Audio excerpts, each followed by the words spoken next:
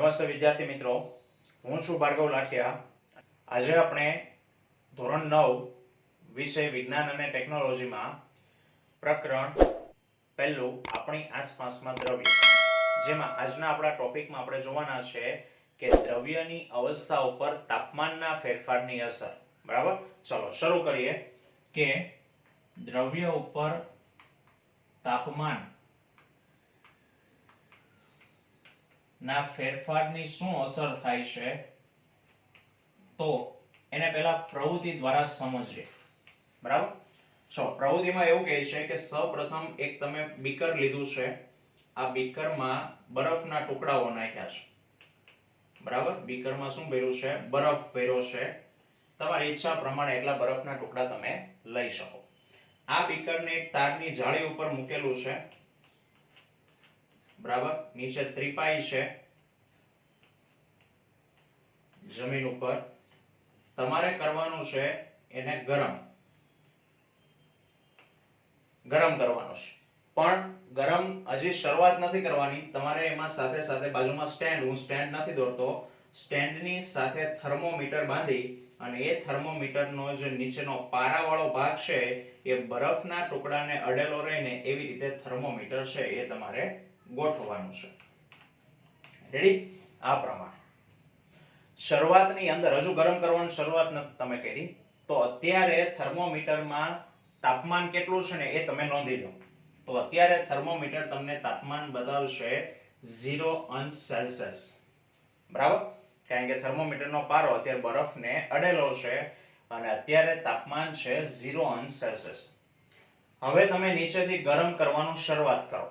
બરાબર, અને અવલોકન કરો કે ભાઈ બરફ પીગળે છે, તો કે આપણને બરફ પીગળતો દેખાય છે. જ્યારે બરફ સંપૂર્ણપણે પીગળી જાય ને ત્યારનું તાપમાન ફરી પાછું નોંધો. તો યાદ રાખો કે જ્યારે બરફનું સંપૂર્ણપણે પાણીમાં રૂપાંતર થઈ જાય ને ત્યારે પણ તાપમાન 0 સેલ્સિયસ જ રહે છે. બરાબર સાહેબ, તો આમાં નવીન શું છે? તો એ નવીન હું તમને પછી કહું. ચલો હવે શું છે, તો કે હવે બીકરમાં પાણી બની ગયું છે. ઓકે, હવે બીકરમાં પાણી બની ગયું છે. બરાબર, સેમ પ્રવૃત્તિ ચાલુ જ છે ગરમ કરવાનું. હવે બીકરમાં સંપૂર્ણ પાણી બની ગયું છે, તો હવે થર્મોમીટરમાં પારો એ 0 સેલ્સિયસ ની ઉપર છે તે ચડશે. હવે પારો થર્મોમીટરમાં 0 સેલ્સિયસ ની ઉપર ચડશે. બરાબર, અને જુઓ કે હવે આ પાણી કયા તાપમાને વરાળમાં રૂપાંતર થાય છે. તો તમે જોશો કે વરાળમાં રૂપાંતર થવાની શરૂઆત તો 45-50 સેલ્સિયસ તાપમાનથી થઈ જશે, પણ કયા તાપમાને પાણી ઉકળવા લાગે છે? તો તમારું અવલોકન કહે છે કે 100 અંશ સેલ્સિયસ થર્મોમીટરનો પારો 100 ઉપર આવે ને એટલે પાણીમાં એકદમ ઉફાળા આવવા લાગશે. બરાબર, નીચેથી ગરમી આપવાનું ચાલુ જ છે, પાણી ઉફાળા મારીને વરાળમાં રૂપાંતર પામી અને બાષ્પીભવન ઉડી જાય છે.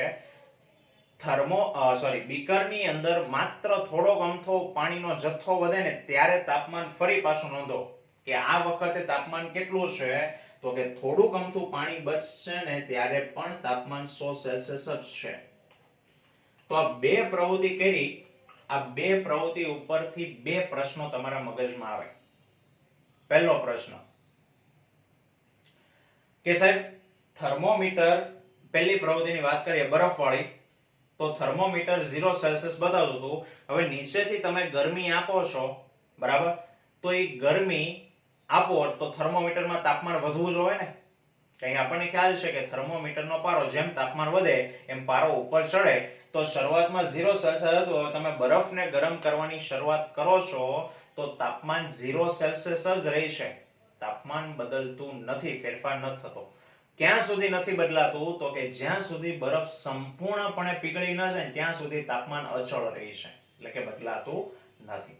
સેમ એવી રીતે હવે પાણી બની ગયું, તો પાણી ઉકળવા માંડ્યું 100 સેલ્સિયસે.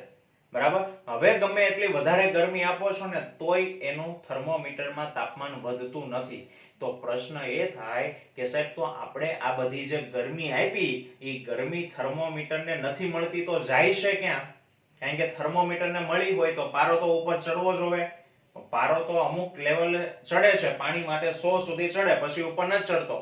બરાબર, બરફ માટે 100 સેલ્સિયસ સુધી જાય છે, પણ પછી પારો 0 સોરી બરફ માટે 0 સેલ્સિયસ છે અને પછી પારો 0 થી ઉપર ચડતો નથી. તો જે ગરમી આપો છો એ ગરમી ગઈ ક્યાં? આ પહેલો પ્રશ્ન. અને બીજો પ્રશ્ન કે સર તમે લીધો તો પેલા બરફ, એ ઘન અવસ્થામાં હતો, હવે તમે ગરમી આપવાની શરૂ કરી તો એ પ્રવાહી બની ગયો, તો એની અંદર એવું શું થયું કે એની અવસ્થા આખી બદલાઈ ગઈ? ઘનમાંથી સીધો પ્રવાહી થઈ ગયો. બરાબર? તો આપણે પહેલા પ્રશ્નનો ઉત્તર મેળવીએ. આ બંને સવાલો ખૂબ અગત્યના છે, જોજો. પહેલો પ્રશ્ન છે કે તાપમાન અથવા તો ગરમી આપતા ઘન પદાર્થનું પ્રવાહીમાં રૂપાંતર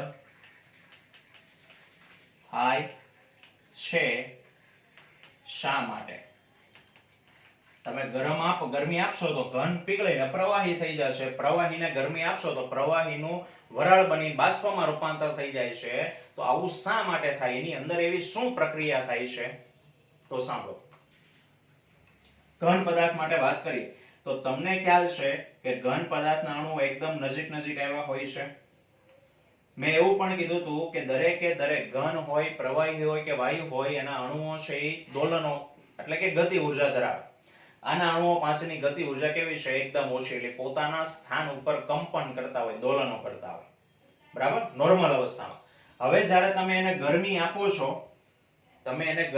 છો, તો એના આ અણુઓ છે એની ગતિ ઉર્જામાં શું થાય? વધારો થાય, વધારે ઝડપથી દોલનો કરશે. બરાબર? વધારે ઝડપથી દોલનો કરશે અને તમે ગરમી આપવા જ રાખો છો તો એક સમય એવો આવશે, આપણે એવું પણ કીધું છે કે અણુઓ વચ્ચે આકર્ષણ બળ લાગતું હોય. બરાબર? તો એક સમય એવો આવશે કે તમે જે ગરમી આપી છે એ ગરમીનું મૂલ્ય આ અણુઓ વચ્ચે જે આકર્ષણ બળ લાગે છે ને એ આકર્ષણ બળ કરતા વધી જશે. સાદી ભાષામાં કહો, તમારે કોઈ બે વસ્તુ જોડેલી છે ને તોડવી હોય તો તમારે બળ લગાડવું પડે ને, અને બળ કેટલું લગાડવું પડે? ઈ બે વસ્તુ વચ્ચે જે બળ લાગે છે એની કરતા વધારે લગાડવું પડે. તો અહીંયા તમારે અણુઓને તોડવાના છે. કેમ? તો કે ઘનનું પ્રવાહીમાં રૂપાંતર થાય છે, એના અણુઓ આ પ્રમાણે છૂટા થાય છે. બરાબર? તો એ છૂટા ત્યારે જ પડી શકે કે જ્યારે એના અણુઓ વચ્ચે, જો અહીંયા જગ્યા ઓછી, અહીંયા જગ્યા વધારે છે, તો એ પોતાના સ્થાનથી છૂટા પડે ને તો એ આ પ્રવાહીમાં રૂપાંતર થાય. તો તમે જે ગરમી આપો છો, બરાબર, એ ગરમી, બરાબર, આ અણુઓ શોષી લે છે અને એ અણુઓ વધારે ઝડપથી કંપનો કરવા લાગે. એક સમય એવો આવશે કે આ અણુઓની પાસે એટલી ઉર્જા આવી જશે કે તે પોતાનું નિયત સ્થાન છોડી દેશે. જે જગ્યાએ હતો ને એ સ્થાન છોડી દેશે. પરિણામે આ અણુઓ આવા હતા એની બદલે હવે આવા થઈ જશે. બરાબર? અને આ અવસ્થા કઈ કહેવાય? પ્રવાહી અવસ્થા કહેવાય. તો આ થઈ ગયો પ્રશ્નનો જવાબ કે ગરમી આપવા છતાં ગરમી આપતા ઘન પદાર્થનું પ્રવાહીમાં રૂપાંતર થાય છે. કેવી રીતે થાય સમજાવો. તો તમે જે ગરમી આપી આના વચ્ચે જે આકર્ષણ બળ લાગે એ આકર્ષણ બળને તોડવામાં વપરાઈ જાય છે. બરાબર? ચલો હવે વાત આપણે કરીએ બીજો સવાલ કે ભાઈ આ તમે જે ગરમી આપો છો આ ગરમી થર્મોમીટરને નથી મળતી. બરાબર? તો આ ગરમી જાય છે ક્યાં? કારણ કે થર્મોમીટરને મળતી હોય તો પારો ઉપર ચડવો જોઈએ, પણ પારો ઉપર નથી ચડતો, તો આ ગરમી ગઈ ક્યાં? બરાબર? તો એના માટેનો પ્રશ્ન છે ગલનગુપ્ત ઉષ્મા. ચલો તો ગલનગુપ્ત ઉષ્મા, બરાબર, 3 માર્ક્સનો મોસ્ટ આઈએમપી સવાલ.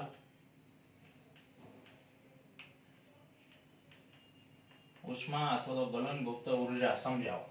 તો લખાણ લખીએ કે ગલનના પ્રયોગમાં બરફ જ્યાં સુધી સંપૂર્ણ પીગળી ન જાય ત્યાં સુધી તાપમાન અચળ રહે છે. એટલે કે તાપમાન બદલાતું નથી. શરૂઆતમાં તાપમાન 0 હતું, બરફ પીગળી ગયો ત્યારે પણ તાપમાન 0 છે, પીગળી ગયા પછી તાપમાનમાં વધારો થશે. તો જ્યાં સુધી બરફ સંપૂર્ણ પીગળી ન જાય ત્યાં સુધી તાપમાન બદલાતું નથી. બરાબર? તો જે તમે ઉર્જા આપો છો એ ઉર્જા ક્યાં જાય છે? તો કે બરફને આપવામાં આવતી ઉર્જા અથવા તો ઉષ્મા એ તેના કણો એટલે કે અણુઓ વચ્ચેના આકર્ષણ બળની ઉપરવટ જઈને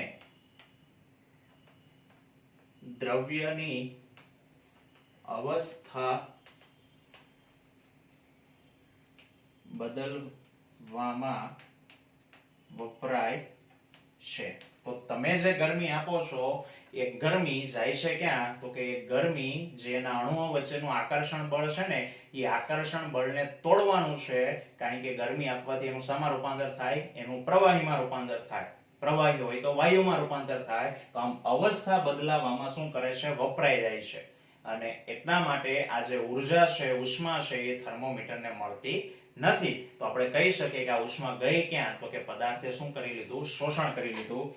બદલવામાં વપરાઈ જાય છે. બરાબર? પરિણામે આ ઉર્જા અથવા તો ઉષ્મા થર્મોમીટર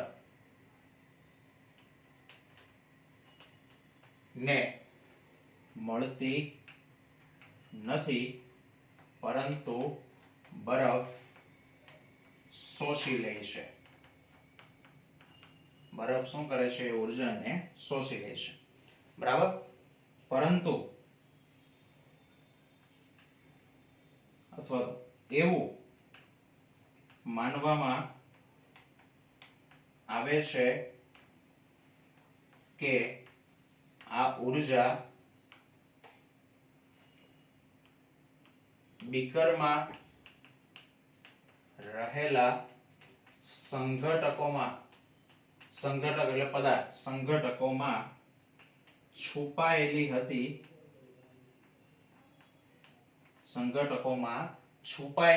અને છુપાયેલી છે એટલે છુપાયેલી હતી જેને ગુપ્ત ઉષ્મા કહે છે. ગુપ્ત એટલે છુપાયેલું. તમે આપો છો એ થર્મોમીટરને મળતી નથી, તો એ બરફમાં છુપાયેલી હતી એવું છે તે માનવામાં આવે છે. તો હવે એના ઉપરથી ગલન ગુપ્ત ઉષ્માની વ્યાખ્યા આપું છું, સમજો. અને પરીક્ષામાં 1 માર્ક્સમાં અલગથી પણ પૂછાય કે ગલન ગુપ્ત ઉષ્મા એટલે શું? તો કે પદાર્થના ગલન બિંદુ જેટલા તાપમાને અને એક વાતાવરણ દબાણે 1 કિલોગ્રામ ઘન પદાર્થનું પ્રવાહીમાં રૂપાંતર કરવા માટે આપવી પડતી અથવા તો જરૂરી ઉર્જાને અથવા તો ઉષ્માને ગલન ગુપ્ત ઉષ્મા કહે છે. એટલે શું? તો કે કોઈ પદાર્થના ગલન બિંદુ જેટલા તાપમાને, બરફ છે, બરફનું ગલન બિંદુ 0 સેલ્સિયસ છે, બરફ 0 સેલ્સિયસ તાપમાને પીગળે. બરાબર? 0 સેલ્સિયસ તાપમાને અને એક વાતાવરણ દબાણે, અહીંયા બરફની વાત કરું છું એટલે હું બરફની ગલન બિંદુ બોલ્યો છું. એક વાતાવરણ દબાણે 1 કિલોગ્રામ ઘન પદાર્થ, ધારો કે અહીંયા આપણે 1 કિલોગ્રામ બરફ લીધો હોય તો એ 1 કિલોગ્રામ બરફનું પ્રવાહીમાં રૂપાંતર કરવા માટે જેટલી ઉર્જાની જરૂર પડે આટલી ઉર્જા એને ગલન ગુપ્ત ઉષ્મા અથવા ગલન ગુપ્ત ઉર્જા કહેવામાં આવે. તમે 1 કિલોગ્રામ બરફ લીધો છે. હવે આ 1 કિલોગ્રામ બરફને પીગાળીને તમારે પ્રવાહી બનાવવું છે. તો એ પ્રવાહી બનાવવા માટે 2 રીત છે. તમે બરફને એમનેમ રાખી મૂકો તો એ પીગળી જાય. તો એ ઉર્જા ક્યાંથી મેળવશે? તો કે વાતાવરણમાંથી ઉર્જા મેળવશે. બરાબર? પણ તમે ધારો કે એને ગરમ કરો છો તો તે જે ગરમી આપો છો એમાંથી એ ઉર્જા મેળવે. પણ એ ઉર્જા કેટલી મેળવે? તો કે એ પીગળી જાય ને એટલી જ મેળવે, વધારે ન મેળવે. બરાબર? તો એ પીગળી જવા માટેની જેટલી ઉર્જા મેળવે છે ને એ ઉર્જા એને જ એની કહેવાય ગલન ગુપ્ત ઉષ્મા. ગલન એટલે પીગળવું, પીગળવા માટે જરૂરી ગુપ્ત ઉષ્મા એટલે કે છુપાયેલી ઉષ્મા. બરાબર. અને મૂલ્ય યાદ રાખજો કે બરફની ગલન ગુપ્ત ઉષ્માનું મૂલ્ય છે 3.35 ગુણ્યા 10⁵ જૂલ પ્રતિ કિલોગ્રામ. જૂલ એ ઉર્જાનો એકમ છે, પ્રતિ કિલોગ્રામ એટલે અહીં આપણે કીધું છે 1 કિલોગ્રામ ઘન પદાર્થ, કે તમારે 1 કિલોગ્રામ બરફને પીગળવો હોય તો આટલી ઉર્જા આપવી પડે. 3.35 ગુણ્યા 10⁵ જૂલ આટલી ઉર્જા આપો એટલે 1 કિલો બરફ શું થાય? પીગળી જાય. બરાબર. તો આ ઉર્જા એને બરફની ગલનગુપ્ત ઉષ્મા કહેવાય. તો આવી રીતે બીજા જુદા જુદા પદાર્થો હોય એની ગલનગુપ્ત ઉષ્માના મૂલ્યો કેવા હોય? જુદા જુદા હોય. રેડી? તો મિત્રો આ છે ગલનગુપ્ત ઉષ્મા. પરીક્ષા માટે ખૂબ જ અગત્યનો આ સવાલ.